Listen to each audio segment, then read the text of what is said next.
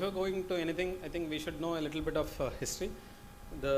You all know that Kaplan dislocation is nothing but the dislocation of the second MCP joint.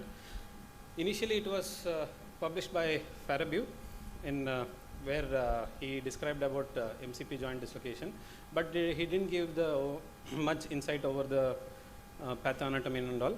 Later in 1957, Kaplan was the first one to describe in both anatomical and also the pathophysiology involved in how it becomes irreducible. So anatomy, I think for every surgeon before venturing into any kind of surgical intervention, they should know the anatomy which they are dealing with. So as you all know, the MCP joint is nothing but a condyle joint. So it has got mainly flexion extension, and also there are other planar movements like adduction, abduction and circumduction. And as you all see in this picture over there, so the collateral ligament is attached little obliquely where it is maximally stretched in 90-degree flexion, and also the volar plate and the accessory collateral ligament is attached over the joint on the volar aspect. Coming to the pathophysiology, what exactly happens? It is an hyperextension injury to the index finger.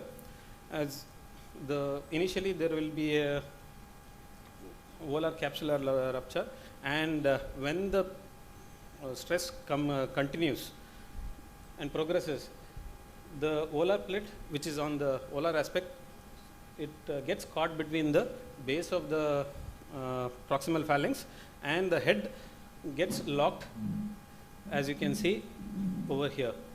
So the volar plate is caught between the base of the proximal phalanx and the head is surrounded by the flexor tendon and also the neurovascular bundle of the radial aspect. And you can see the natatory ligament, which is also called as the superficial transverse metacarpal ligament, and also the ligament of Skoog, which is on the proximal aspect. So the head, as you know, it is globular in shape. It gets caught in these four structures. I think the proper identification of this dislocation is more important than anything else. So the minute you see that there is a puckering of the skin on the metacarpal region with the abdominal prominence, that should indicate that there is either there is a fracture or there is a dislocation. And if there is a puckering, that means the tissues get caught in between the joint. So where the aponeurotic tissues is pulling the tissue inside. So once you suspect there is a problem, then you get an X-ray done. This is a X-ray of a 9-year-old child, which was done recently, some 4 weeks back, where you can see that there is a displacement in the posterior anterior view, and there is a small fragment avulsion on the ulnar aspect, and on the lateral view you can see there is a significant difference. So how do they present? So if they have presented very early, then you can think of non-surgical approach. So that is by close reduction. The only thing is, like any other dislocation or the thing here, you should not put just an axial traction. So because as I already shown in the previous images, the volar plate is caught between the metacarpal head and the proximal phalanx base. Here you need to squeeze that plate out. So what you need to do is you have to hyperextend the MCP joint and slowly give the traction to the base of the proximal phalanx, so that you gently tease out the ligament. But if the patient is presented little late, then the chances of getting the close reduction becomes very bleak because of the presence of surrounding edema. And once you have your threshold for surgery should be as low as possible, because too much of manipulation can either lead to ligament injury or the injury to the neurovascular bundle. So if it is not reducible, and the most important, if you are trying to do reduction, close reduction, it should be done under proper anesthesia. The patient should be completely relaxed. If there is pain, and if you are trying to reduce it with pain, so because of the spasm, the flexor tendons will not allow it to reduce back. So once you have decided that you will go back to, means you will do the surgical procedure, there are two methods of treating that, either with volar approach or with dorsal approach. I usually tend to use more of volar, so I didn't do any dorsal, so I put this picture. So as I already mentioned that from the dorsum when you go, either you can put a vertical incision or you can put a transverse incision depending on your preference. But once you see the capsule, you make a vertical incision and then split the capsule, retract the tendon, and then when you see inside, you will see that the volar plate is caught in between, and it is very difficult to push it from the dorsal aspect.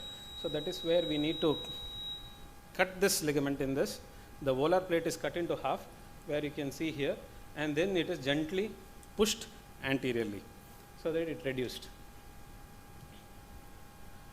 So this is sorry for the picture. This is the same child, 9-year-old child, where I had put the X-ray before. So you can see here, this is the head which has got caught, and this is the neurovascular bundle, and this is the flexor tendon which has been retracted.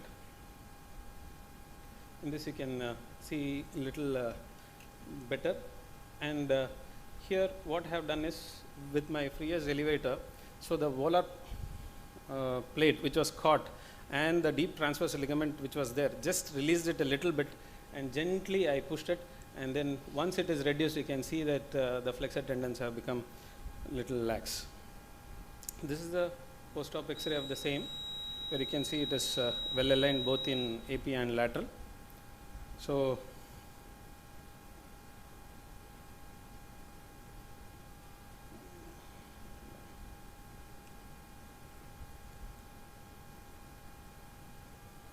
I thought of showing the video. Yes, no, it was, mouse was not working.